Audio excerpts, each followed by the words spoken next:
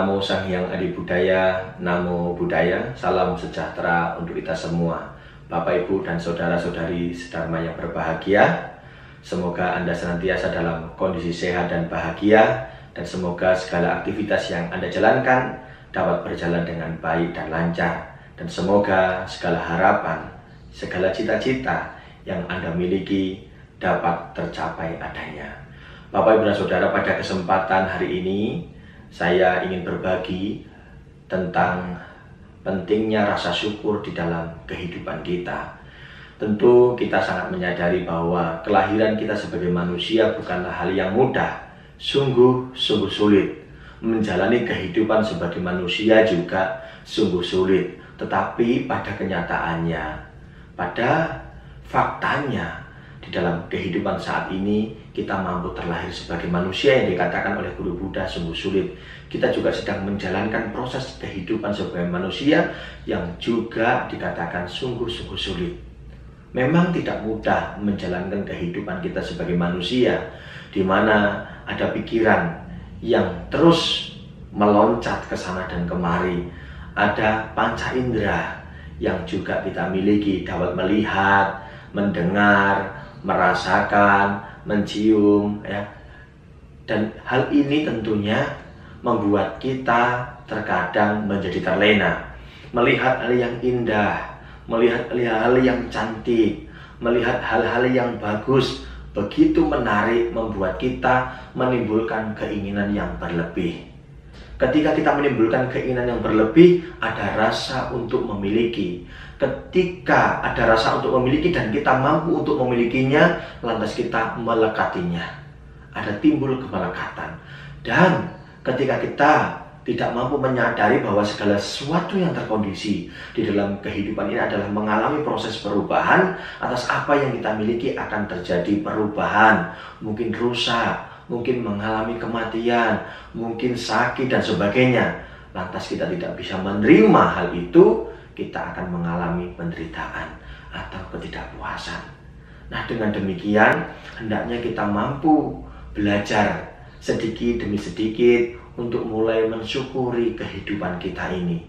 Karena sesungguhnya kehidupan yang indah, kehidupan yang membahagiakan adalah di mana kita sebagai manusia mampu mensyukuri setiap momen perjalanan kehidupan kita dalam kondisi apapun, baik menyenangkan ataupun tidak menyenangkan. Kita harus belajar untuk selalu bersyukur atas apa yang kita dapatkan di dalam kehidupan. Karena bersyukur itu tidak hanya kepada hal-hal yang menyenangkan, tidak hanya kepada hal-hal yang indah, tetapi bersyukur itu juga kepada hal-hal atau kondisi-kondisi yang tidak menyenangkan, kepada hal-hal yang mungkin tidak menyenangkan pula. Mengapa demikian? Karena keindahan, kesenangan, ketidaksenangan, hal yang buruk bukanlah milik kita. Semua terjadi secara alami dan bergantian. Semua terjadi secara alami dalam kehidupan kita. Kita tidak bisa serta-merta menuntut atau mengontrol bahwa hari ini aku harus bahagia, hari ini aku tidak mau menderita. Tapi pada kenyataannya kehidupan terus berproses. Ada bahagia, ada penderitaan, ada untung, ada rugi. Ya. Inilah bagian dari kehidupan yang memang tidak bisa kita tolak. Maka yang perlu kita lakukan adalah mensyukuri setiap momen yang terjadi, baik menyenangkan ataupun tidak menyenangkan. Semua kita syukuri. Dipuji, kita bersyukur. Dicela, kita juga harus bersyukur. Kenapa kok dicela harus bersyukur, Bante? Harusnya kalau dicela kan kita harusnya membalas mencela atau ikut marah. Tidak perlu. Kenapa terus dicela kok kita harus bahagia? Kita harus, maksudnya harus bersyukur. Karena dengan kita bersyukur artinya kita mampu untuk memetik celaan itu sebagai wujud dari pembelajaran kehidupan kita sebagai manusia. Karena kita masih hidup. Kalau sudah tidak hidup, tidak mungkin dicela. Kita juga tidak akan tahu lagi. Ya, maka yang namanya manusia yang masih hidup pasti ada pujian, pasti ada celaan. Ada hal yang menyenangkan, ada hal yang tidak menyenangkan yang pasti terjadi dan kita alami di dalam kehidupan kita. Kita tidak bisa menolaknya. Untuk apa kita menolak? Untuk apa lantas kita membalas mencela? Toh pada kenyataannya kita akan mengalami kondisi itu lagi. Yang perlu kita lakukan adalah bagaimana menjadikan celaan sebagai wujud pembelajaran bagi kehidupan kita. Artinya kita bersyukur masih ada orang yang mencela kita, memperhatikan kita, mengingatkan kita, mendidik kita dengan celaan. Tidak semua celaan itu adalah hal yang buruk, tetapi terkadang celaan itu adalah bagian dari bentuk pembelajaran untuk mendewasakan batin kita, mendewasakan diri kita, agar kita mampu memahami hakikat kehidupan ini secara benar, sehingga tumbuh sikap penerimaan, tumbuh kebijaksanaan di dalam kehidupan kita. Kita harus mampu selalu bersyukur. Untuk apa? Sedikit kita dapatkan dari hasil usaha kita, kita harus bersyukur. Banyak yang kita dapatkan, kita juga harus bersyukur. Karena dengan rasa syukur itu akan menambah satu kondisi kebahagiaan, akan melengkapi satu kondisi kedamaian dan ketenangan atau rasa puas, santuti di dalam kehidupan kita. Sebanyak apapun yang kita peroleh, yang kita dapatkan dari usaha kita, jika kita tidak mampu bersyukur, maka kita akan terus mengalami kondisi yang disebut dengan ketidakpuasan. Kita akan terus berusaha untuk mencari lebih banyak lagi, terus mencari lebih banyak lagi, tanpa bisa merasakan hasil dari apa yang kita usahakan, hasil dari apa yang kita kerjakan. Maka bersyukur ini adalah satu kondisi yang sangat penting yang harus senantiasa kita lakukan agar kita mampu hidup damai dan bahagia, agar kita mampu merasakan atas jerih payah pekerjaan yang sudah kita lakukan, usaha yang kita lakukan. Dengan rasa syukur kita akan mampu menekan keinginan-keinginan rendah yang ada dalam diri kita. Artinya kita mampu mengendalikan keserakahan kita, loba. Kita mampu mengendalikannya, mampu menjaganya dengan baik. Tapi kalau kita menjadi pribadi yang tidak bisa bersyukur, terus ingin memenuhi keinginan-keinginan kita, terus menuruti nafsu keinginan kita, sehingga menimbulkan keserakahan di dalam diri, maka segala sesuatu yang kita lakukan di dalam kehidupan ini selalu diliputi dengan ketidakpuasan.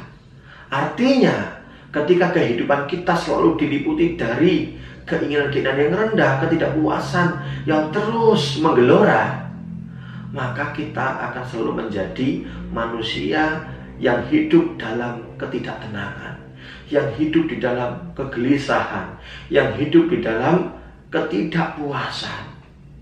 Dengan demikian, kita akan menjadi pribadi yang sangat menderita. Karena tentunya tidak ada satu orang pun di dunia ini atau satu makhluk pun di dunia ini yang ingin hidup menderita. Semua ingin hidup damai dan bahagia.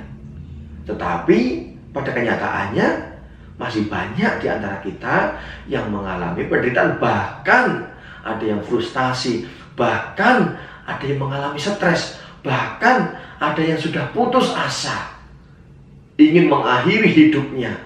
Karena apa? Karena keserakahan, keinginan-keinginan rendahnya tidak tercapai, tidak mampu dituruti. Nah, hal ini merupakan bagian dari kekotoran batin yang perlu untuk kita kikis. Maka sesungguhnya rasa syukur menjadi penting bagi kehidupan kita adalah agar kita mampu untuk mengendalikan diri kita, menjaga diri kita dari keinginan-keinginan yang rendah. Di mana dengan rasa syukur atas apa yang sudah kita capai, atas apa yang sudah kita dapatkan, rasa syukur itu akan menghantarkan kita ingat bahwa kita juga pernah susah.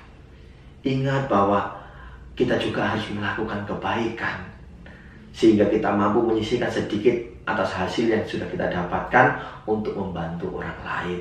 Sedikit membantu orang lain, melihat orang lain bahagia, merasa terbantu, kita juga ikut serta bahagia. Ini adalah bagian dari rasa syukur.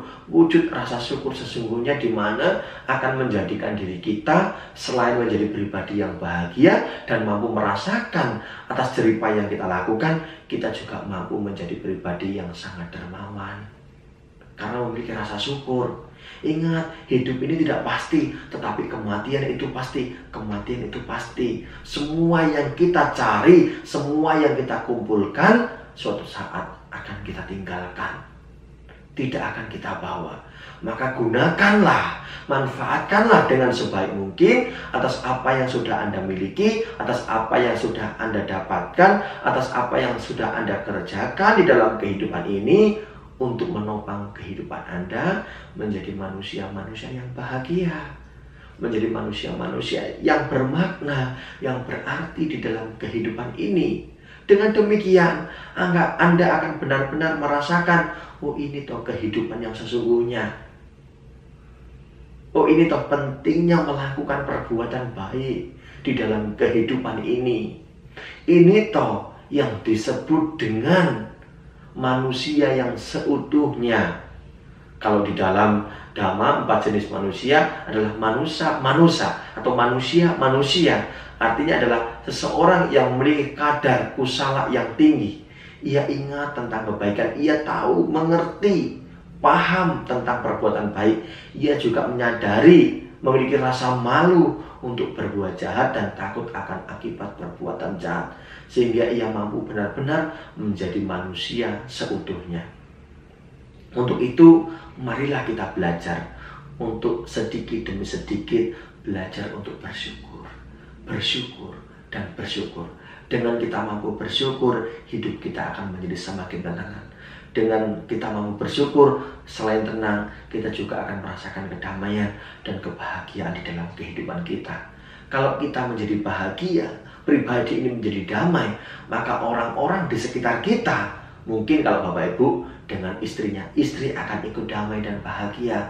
Anak-anak akan ikut damai dan bahagia. Orang tua akan ikut damai dan bahagia.